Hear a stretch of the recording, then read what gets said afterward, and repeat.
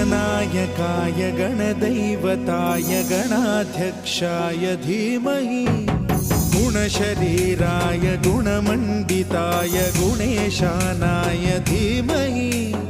गुणातीताय गुणाधीशाय गुणप्रविष्टाय धीमहि एकदन्ताय वक्रतुण्डाय गौरीतनयाय धीमहि गजेशानाय भालचन्द्राय श्रीगणेशाय धीमहि